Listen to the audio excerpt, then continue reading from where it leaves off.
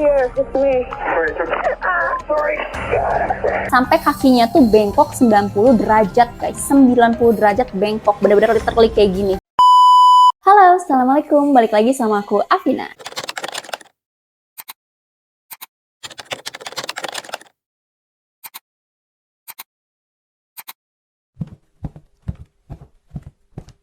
How are you guys? Semoga kalian semua baik-baik aja ya. Guys, kalian pernah tahu nggak sih sama yang namanya chiropractic atau chiropractic? Aku nggak tahu cara nyebutinnya yang bener gimana. Tapi itu loh kayak pengobatan kretek-kretek di mana tulang kalian dikotek-kotek gitu.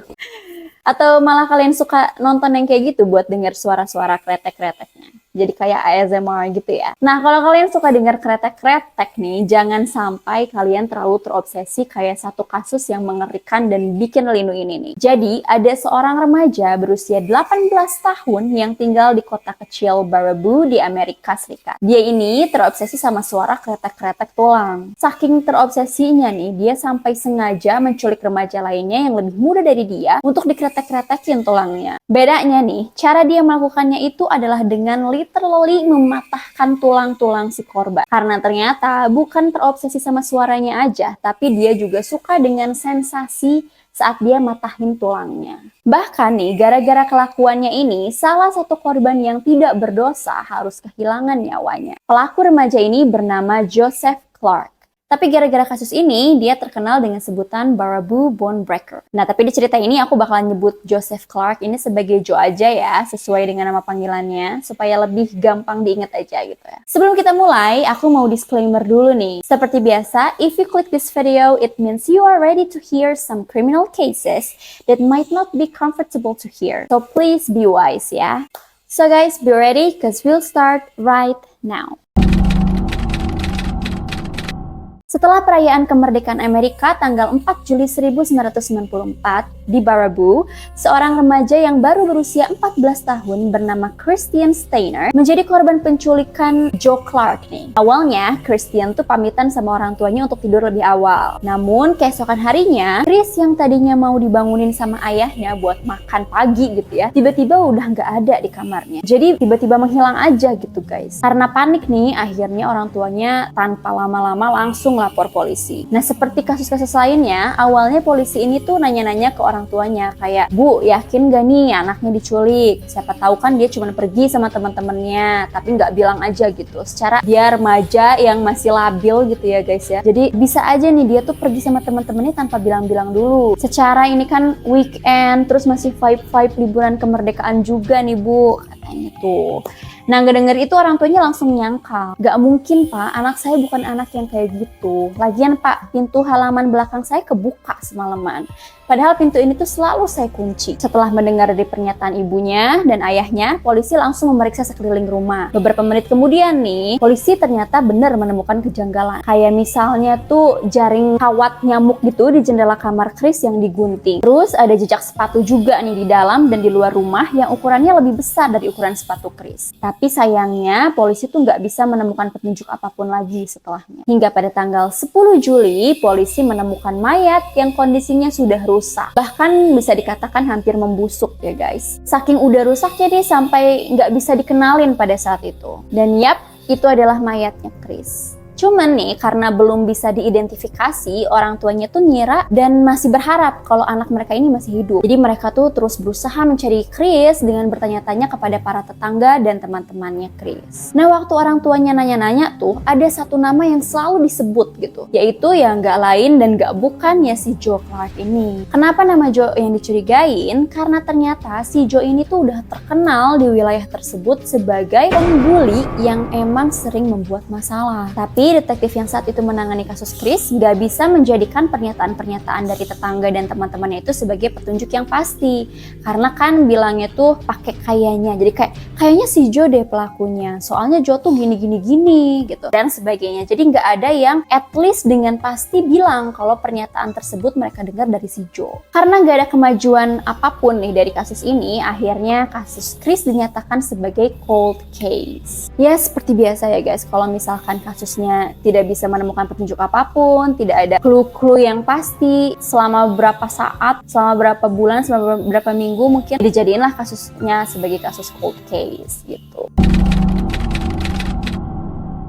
Setahun berlalu, tepatnya pada tahun 1995, setelah kasus Chris dijadikan sebagai cold case, Joe Clark mulai mencari korban lainnya lagi. Jadi waktu pas polisi nemuin mayatnya Chris ini, kayaknya si Joe Clark ini dia merasa takut gitu ya. Dia takut untuk bergerak, takut untuk nyulik anak lagi, jadi dia nggak nyulik anak dulu nih, dia berhenti dulu melakukan itu. Nah, setahun kemudian, si Joe Clark udah ngerasa kayak, aman nih kayaknya, saatnya beraksi lagi nih untuk mencari mangsanya. Nah, kali ini dia mengincar seorang anak berumur 13 tahun bernama Thaddeus Phillips atau biasa dipanggil Ted yang baru pindah ke kota Baraboo ini bersama dengan keluarganya. Jadi awal mulanya penculikan ini tuh ketika Thaddeus dan keluarganya mau nonton film nih di ruang TV setelah makan malam. Nah, setelah film ini selesai, si Thaddeus ini ketiduran lah di sofa, ngantuk gitu ya. Nah, waktu ketiduran itu, Ted ngerasa ada yang gendong dia dari sofa. Dia ngiranya yang gendong dia tuh ya ayahnya aja gitu yang mau mindahin dia ke kamarnya kan. Jadi ya udah tuh dia lanjutin tidurnya, dia nggak ada curiga apapun. Nah, karena mungkin saking lelapnya juga ya, dia jadi nggak ngerasa ada yang aneh gitu. Setelah beberapa saat, tiba-tiba dia kayak yang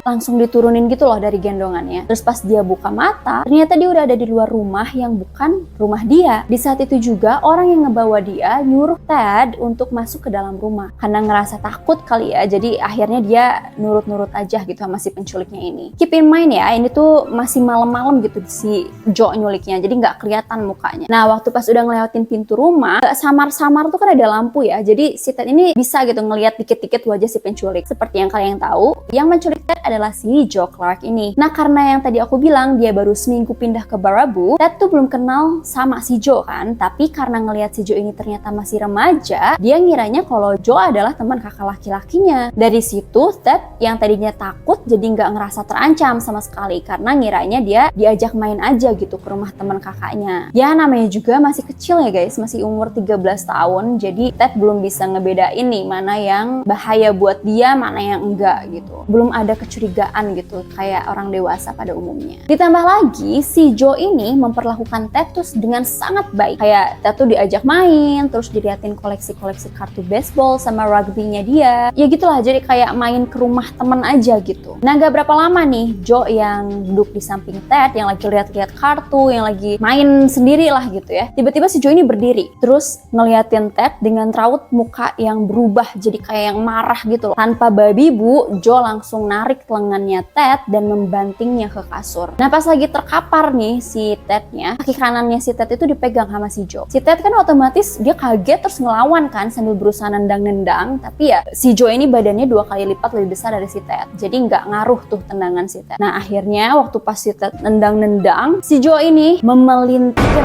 kaki kanannya itu dengan sangat keras sampai akhirnya terdengar bunyi crack. Patah tulang kakinya si Ted ini gara-gara dipelintir sama si Joe. Shock dong ya si Ted. Saking shocknya ini, si Ted tuh dia yang tadinya meronta-ronta pengen minta dibebasin gitu langsung diem gitu, bengong. Dari situ tiba-tiba si Joe berdiri menjauh dari Ted sambil nutupin mukanya. Kayak yang kaget sendiri gitu dia udah ngelakuin itu. Dia juga nutupin mukanya sambil kayak mumbling gitu ngomong sendiri. Nah, si Ted yang tadinya bengong akhirnya sadar nih si Joe lagi ke distract. Dia nyadar ini udah gak beres. Dia akhirnya nyoba lari turun tangga dengan keadaan kaki yang tulangnya patah nih gara-gara habis dipelintir itu. Iya, tapi karena keadaan kakinya itu Ted nggak bisa lari dengan kencang. Akhirnya dia tertangkap lah dan diseret ke ruang tengah. Jadi diseretnya tuh ditangkapnya di gini si lehernya itu, terus diseret sama si Joe. Setelah menyeret Ted ke ruang tengah, Joe melanjutkan lagi kebrutalannya nih dengan mematahkan lagi kaki kanannya. Ya, yang tadi kan dipatahinnya kaki kanannya, nah sekarang dipatahin lagi kaki kanannya. Nggak cuman kaki kanannya aja, tulang paha dan juga tulang pinggulnya pun ikut dipatahin. Kelakuan Joe ini tuh membuat Ted sangat-sangat kesakitan. Hingga akhirnya saking sakitnya Ted jatuh pingsan. Ya kebayang gak sih guys, kita aja jatuh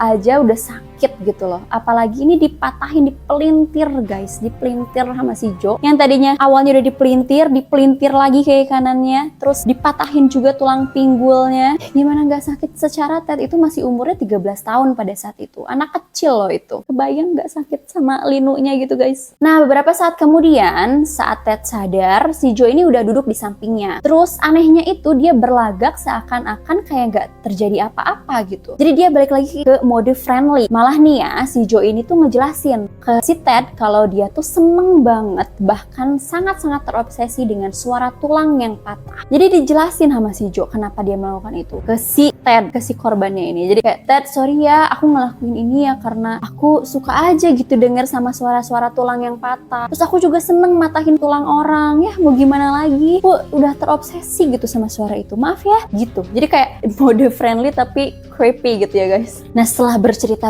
nih akhirnya Joe tertidur lah dan Ted mulai mencari-cari alat buat dia untuk membela diri. Di dalam rumah Joe sendiri ini tuh kosong ya guys, nggak ada apa-apa kecuali kayak sampah, makanan-makanan sisa yang udah berjamur sama baju-baju kotor. Aku kurang tahu nih di mana orang tua atau keluarga si Joe ini, tapi yang bisa dipastiin sih dia tinggal sendiri ya di rumah itu. Nah karena nggak dapet apa-apa nih, Ted tuh mulai mikir untuk melarikan diri lagi. Tapi setelah dia nyoba turun dari sofa, the pain really kicked in. Jadi bagian-bagian yang dipatahin sama si Joe ini mulai kerasa sakit. Saking sakitnya nih, badan Ted ini kayak rasanya tuh kayak lumpuh gitu guys, nggak bisa digerakin sama sekali. Jadi di malam itu dengan mata yang terbuka, Ted hanya bisa terdiam sambil menahan sakit karena tulang-tulangnya yang patah. Bayangin aja guys, itu sakitnya kayak gimana. Ya ampun, semalaman tuh dia kayak gitu. Nah malam pun berlalu nih. Saat Joe udah bangun, Ted ini mau nyoba buat ngebujuk Joe nih buat ngelepasinnya. Jadi siapa tahu gitu ya kan, soalnya lagi mode friendly juga nih si Joe terakhir kali. Nah akhirnya dia bilang lah ke si Joe, Joe lepasin aku lah please, aku janji gak akan lapor polisi, atau at least izinin aku nelfon orang tua aku ya, kasihan mereka pasti khawatir nih sama aku, katanya gitu. Nah si Joe ngejawab nih kayak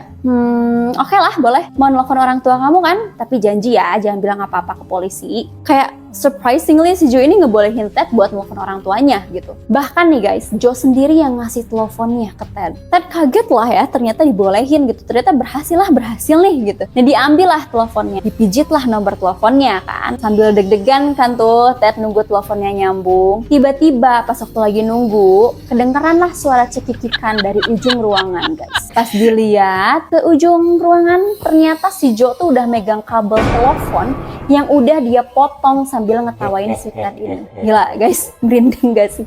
Kayak dia sok-sokan ngebolehin, dia sok-sokan friendly ke si Joe, kayak nih silakan teleponnya, sok silakan mangga telepon orang tua kamu. Pas lagi nunggu teleponnya nyambung, kedengeran nih suara cekikikannya si Joe. Kayak diketawain si Ted ini karena dia udah berhasil nipu si Ted. Jadi bagi dia tuh lucu untuk memainkan psikologi si Ted ini.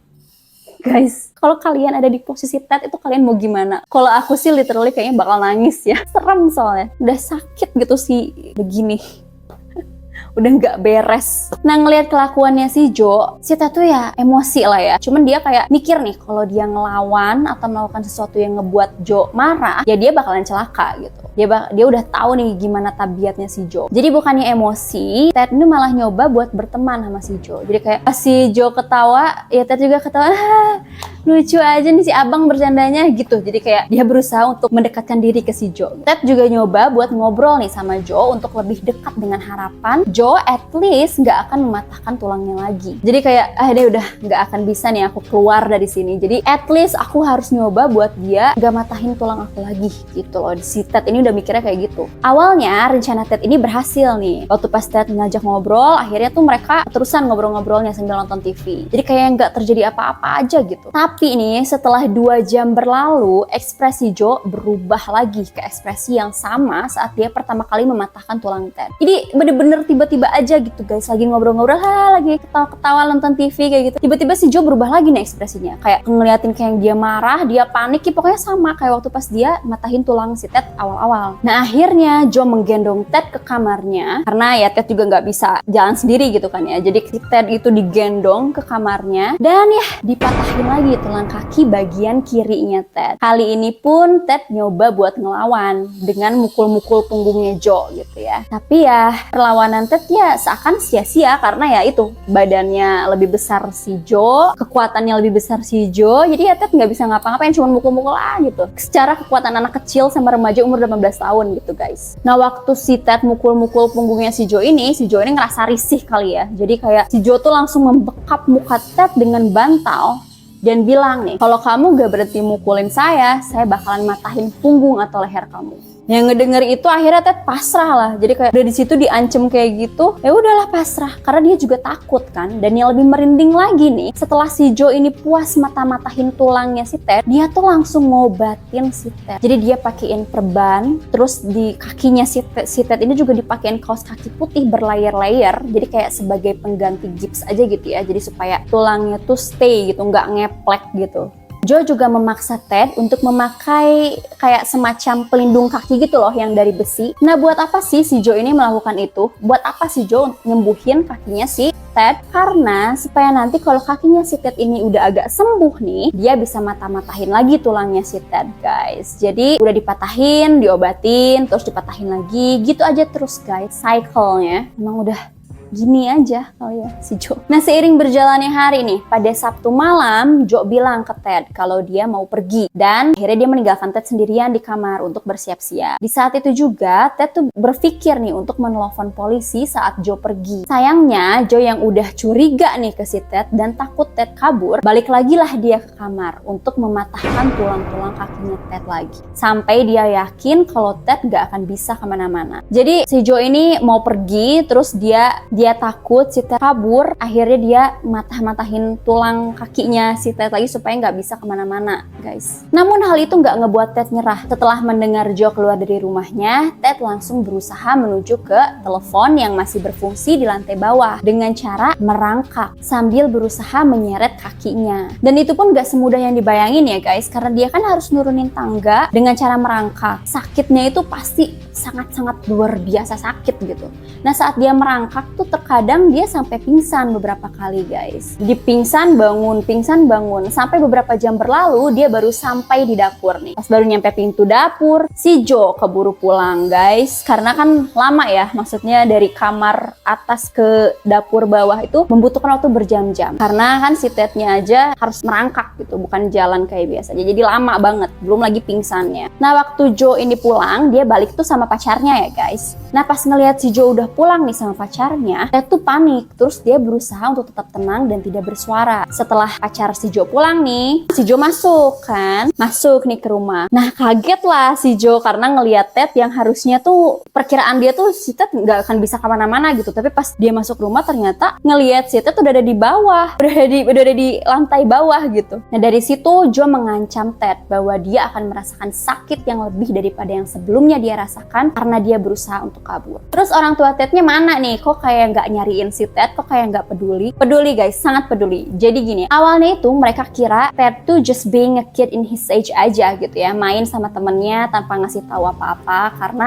nggak ada tanda-tanda penculikan juga gitu di rumahnya. Tapi setelah ditunggu sama orang tuanya, si Ted nggak pulang-pulang. Akhirnya orang tua Ted khawatir lah, terus nyariin. Mereka nyariin terus guys, dari mulai nyisirin sungai sampai ke fairgrounds gitu. Nah orang tuanya ini pada saat itu belum ngelaporin kehilangan Ted ke polisi ya, karena kan belum 24 jam. Nah sedangkan kan pasti alasan polisi tuh kayak tungguin aja 24 jam, siapa tahu lagi main sama temennya, ya gitulah alasan-alasan klasik polisi gitu. Jadi si orang tuanya tuh awalnya ya mereka nyari dengan cara mereka sendiri dulu gitu, karena takutnya juga emang bener si Ted cuman kabur gara-gara sama temennya doang gitu pergi main. Setelah dicari-cari ke river, ke tempat-tempat yang memungkinkan anak-anak ke sana gitu ya, nggak menemukan apapun nih ayah sama ibunya. Tapi salah satu penyesalan ayahnya Ted nih, dia bilang tuh dia menyesal karena waktu itu dia nggak nyari anaknya dengan cara mengecek rumah-rumah tetangganya satu-satu. Siapa yang ngira anak itu diculik sama salah satu warga di situ gitu kan. Nah apalagi mereka kan baru pindah, jadi belum terlalu kenal deket gitu lah sama tetangga-tetangganya. Nah 24 jam nih setelah hilangnya Ted, tepatnya pada hari Minggu pagi, barulah orang tua Ted melaporkan hilangnya Ted kepada polisi setempat. Tapi ya karena tidak ada kejanggalan-kejanggalan di rumah Ted, polisi tuh cuma bisa bilang ke orang tuanya untuk nunggu dan tetap berada di dekat telepon. Karena siapa tahu nih ada kabar, jadi bisa langsung angkat teleponnya gitu. Nah di hari yang sama juga, di pagi hari pada saat Ted baru bangun, Joe mulai menepati ancaman yang dia berikan pada malam sebelumnya. Ingat kan yang waktu pas Ted berusaha kabur, Joe ini ngancem si Ted nih, awas aja nih besok saya bakalan nyakitin kamu lebih dari apa yang kamu rasakan sebelumnya. Nah, salah satu penyiksaan yang dilakukan adalah dengan meloncat-loncat di atas kaki Ted yang sudah patah. Di saat itu Ted nggak bisa ngapa-ngapain, dia cuma bisa berusaha untuk berbicara pada Joe agar dia berhenti melakukannya. Dengan harapan bisa mengalihkan perhatian Joe agar berhenti menyiksanya, Ted bertanya nih kepada Joe, apa dia pernah melakukan ini sebelumnya kepada orang lain atau dia yang pertama gitu. Nah, Joe yang mendengar pertanyaan itu terus dia berpikir kalau Ted bakalan segera mati anyway, jadi akhirnya dia ngejawab lah dengan entengnya bahwa dia pernah melakukannya kepada 3 orang lainnya sebelum Ted. Bahkan Joe menyebutkan nama-nama korbannya kepada Ted, termasuk si Chris Steiner ini. Tapi pas si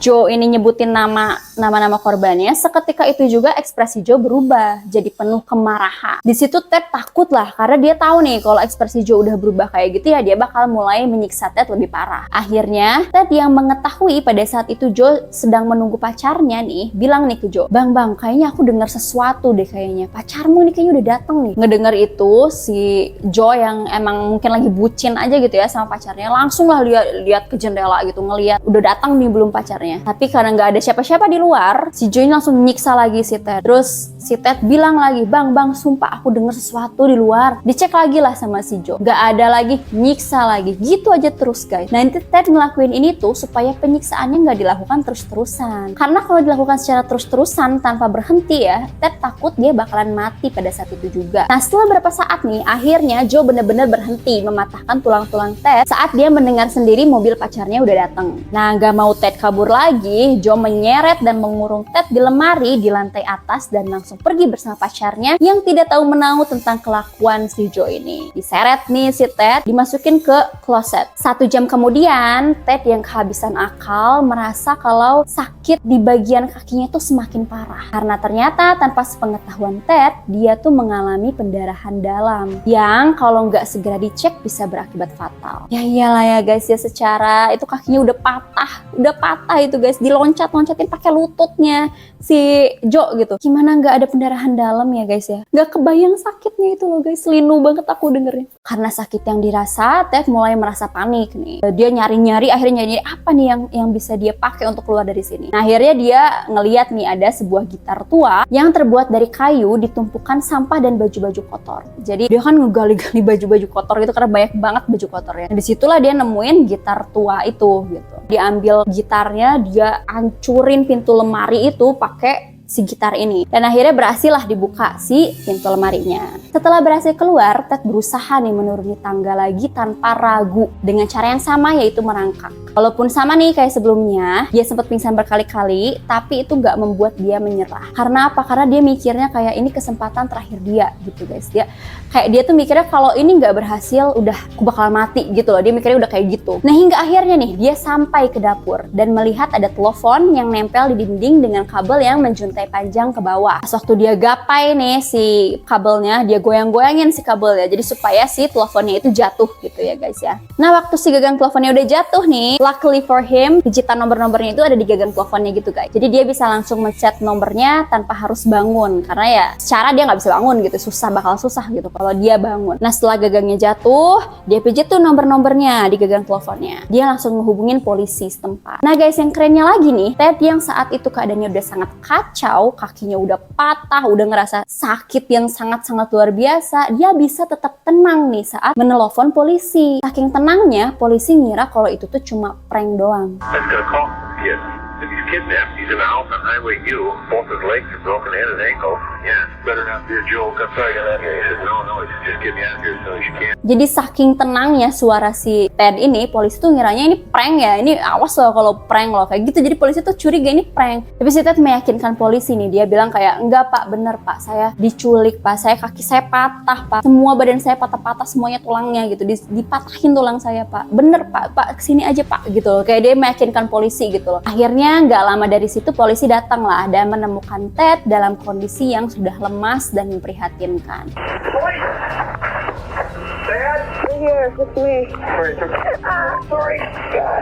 Bahkan saat polisi menyelamatkan Ted nih, mereka nggak nyangka kalau Ted itu bisa survive dengan keadaan yang udah sebegitunya. Karena emang udah parah banget. Nah, saat dibawa ke ambulans nih, si perawat yang ada di ambulans itu bilang ke Ted kalau dia tuh bisa aja kehilangan nyawanya kalau dia telat 2 jam. Dibawalah ya ke rumah sakit di sana. Ted akhirnya bertemu dengan orang tuanya yang sudah menunggu kedatangan Ted. Jadi waktu pas pertama dilarikan ke rumah sakit bertemu orang tuanya, bukannya mengeluh atau apa ya, tapi si Ted ini malah ngasih tahu orang tuanya kalau dia bukan satu-satunya korban dari si Joe ini. Mah waktu itu tuh si Joe bilang nih kalau sebelumnya udah ada korban lain, namanya tuh kalau nggak salah ada kris-krisnya gitu lah, Pah. Terus awalan nama belakangnya tuh huruf S kalau nggak salah, lupa aku kayak gitu. Jadi dia ngasih tahu nih apa yang si Joe bilang ke dia. Nah, mendengar pernyataan dari Ted, ayahnya langsung buka buku telepon. Nah, dulu kan nggak secanggih sekarang ya. Jadi kalau mau nyari nama tuh harus dari buku telepon gitu. Dibukalah buku teleponnya, dicarilah nama marganya itu berawalan dengan huruf S gitu ya. Disebutin satu-satu sampai ayahnya bilang Steiner. Nah, waktu ayah nyebutin Steiner, si Ted langsung bilang, "Iya, itu Pak, Steiner, Chris Steiner." Nah, pada malam itu juga polisi menangkap Jody Barr dan membuka kembali kasus dari Chris Steiner yang sudah menjadi cold case selama setahun. Gara-gara si Ted ini ngasih tahu ayahnya. Mayat Chris yang sudah terkubur digali lagi nih untuk diperiksa kakinya menggunakan X-ray untuk memastikan nih kalau si Joe ini bener nggak pelaku yang membunuhnya atau bukan. Karena kalau pelakunya sama-sama si Joe gitu sama, berarti kan konsep penyiksaannya juga sama ya, matahin tulang-tulang kaki. Dan ternyata hasil X-ray juga menunjukkan nih bahwa ada kesamaan dari cara kaki Ted dan kakinya Chris patah gitu. Jadi sama patahnya. To be sad, and this to be Chris. These two fractures have almost identical mechanisms of injury. Hasil dari X-ray Chris ini tuh nunjukin bahwa kaki Chris ini patahnya lebih parah daripada patahnya si Ted gitu. Jadi lebih parah sampai kakinya tuh bengkok 90 derajat guys. 90 derajat bengkok, bener-bener literally kayak gini. Jadi udah bener-bener patah aja, udah ngeplek gitu kayaknya. Nah, dalam kasusnya Chris ini prosesnya membutuhkan waktu kurang lebih 1 tahun untuk sampai ke persidangan. Selama itu, selama menunggu, Ted melakukan beberapa kali operasi nih untuk menyambungkan kembali tulang-tulang kaki dan pinggulnya yang patah. Tapi dasar si Ted ini bener-bener anak yang berani dan tangguh ya. Dengan keadaan dia yang seperti itu, dia bukannya jadi takut atau trauma gitu, tapi dia malah pengen cepet-cepet memberikan pernyataan dan kesaksiannya melawan si Joe yang which is sudah nyulik dan nyiksa dia selama kurang lebih 43 jam loh guys. Jadi selama weekend aja gitu dia disiksa, gila. Bahkan Ted bilang kalau dia tuh nggak takut sama sekali kalau nanti dia bakal ketemu langsung nih sama si Joe di persidangan. Dan yap, bener aja guys, waktu persidangannya mulai, Ted ngasih tahu semua kelakuan Joe, dari dia yang nyebutin Chris Steiner sebagai korban lain sebelum dia, sampai nyebutin secara detail penyiksaan-penyiksaan apa aja yang dilakukan oleh Joe kepada dirinya tanpa ragu-ragu di depan si Joe-nya langsung. Gak ada takutnya, gak ada trauma sama sekali kayaknya. Mungkin trauma ada, cuman kayak dia lebih berani aja, keberaniannya lebih besar daripada trauma yang dialaminya. Hebat. Sedangkan dari pihak Joe-nya sendiri nih, si pengacaranya ini mengajukan permohonan keringanan dengan alasan masalah kejiwaan. Si Joe juga bersumpah nih, waktu pas di pengadilan dia bersumpah kalau dia nggak inget apa-apa tentang apa yang dilakukannya dan malah menuduh Ted mematahkan tulangnya sendiri. Lucu kali ya kau Jo, ngapain juga si Ted matahin tulangnya sendiri di rumah kau lagi? Gak make sense gitu ya. Nah akhirnya pengadilan memanggil psikiater lah untuk memastikan kejiwaannya si Joe ini. Tapi sepandai-pandainya tupai melompat, ya pasti terjatuh juga ya guys. Selama Joe diperiksa sama psikiater ini, jaksa wilayah dari kasus ini yaitu Patricia Barrett mengeluarkan bukti baru berupa buku tulis dari tas yang dijadikan barang bukti oleh polisi. Nah dari buku ini ditemukanlah 3 lembar kertas yang bertuliskan 3 list nama-nama anak laki-laki yang kemungkinan akan dijadikan korban selanjutnya oleh Joe ini. List yang pertama itu judulnya Get to Know atau cari tahu. List kedua itu Can Wait atau artinya yang bisa menunggu. Dan yang ketiga itu Like Thing. Nah dari list itu kayak Get to Know ada nama-nama anak laki-laki, Can Wait ada nama anak laki-laki. Nah Like Thing ada nama anak laki-laki juga. Jadi setiap list itu ada nama anak laki-laki kurang lebih 8 orang. Dari situlah pengadilan memutuskan kalau Joe telah berbohong dan tidak menderita sakit jiwa sama sekali. Dengan bukti dan petunjuk yang cukup, Joe dinyatakan bersalah atas kasus percobaan pembunuhan dan juga penculikan pembelaan terhadap Ted. Akibat kasus ini, Joe dihukum 100 tahun penjara. Tapi kan banyak hal yang bisa terjadi ke depannya ya. Entah nanti si Joe bisa dapat keringanan hukuman karena berkelakuan baik atau sebagainya lah, apapun itu. Takut itu ada sesuatu yang bisa membuat si Joe ini keluar lebih cepat. Nah, karena takut akan seperti itu nih, si Patricia Barrett, si jaksa ini benar-benar mau membuat si Joe tuh selamanya di penjara tanpa bisa keluar lagi. Nah, untuk melakukan itu, Patricia meminta Ted untuk memberikan kesaksian lagi melawan Joe yang kedua kalinya untuk kasusnya Chris Steiner. Jadi mau dihukum lagi si Joe dengan kasusnya si Chris Steiner ini, jadi double gitu ya, supaya dia nggak bisa keluar lagi. Nah, untuk melakukan itu, si Ted harus bersaksi lagi. Tapi di hari H sebelum persidangan dimulai, tiba-tiba datanglah seorang anak berumur 15 tahun bernama Michael Hoops. I don't know how to pronounce it, but anyway, Michael aja ya. Yang ternyata adalah si Michael ini tetangga seberang rumahnya si Joe. Si Michael ini datang ke rumahnya si Ted dan tiba-tiba menembak di punggung sebanyak 2 kali pakai senapan yang untuk berburu itu loh, yang panjang itu senapannya. Nah, ternyata si Michael ini sama si Joe itu tuh bestie banget, jadi deket banget pokoknya. Nah, si Michael ini tuh kayak nggak terima gitu bestinya dimasukin ke penjara, makanya dia dendam gitu sama si Ted ini. Dan tahu nih si Ted bakal ngasih kesaksian lagi, bakal memberatkan hukuman si Joe lagi, makanya si Michael menembak Ted untuk si Ted tidak bisa memberikan kesaksiannya lagi. Tapi untungnya nih guys, Ted tuh selamat dari tembakan si Michael ini dan dia tetap datang ke persidangan untuk memberikan pernyataan lagi dalam kasusnya Chris Steiner. In the end, Joseph Clark atau si Joe ini dihukum 100 tahun penjara dan hutang $21 juta untuk kasusnya Ted dan hukuman penjara seumur hidup tanpa pembebasan bersyarat untuk kasusnya Chris Steiner ini. Bahkan detektif yang mengurusi kasusnya Chris Steiner ini, yaitu Kevin Hammer, mengakui kalau Ted ini benar-benar berani dan sangat tangguh. Padahal saat itu usianya hanya 13 tahun. Berkat keberaniannya, Ted bisa memberikan keadilan bagi Chris Steiner dan keluarganya.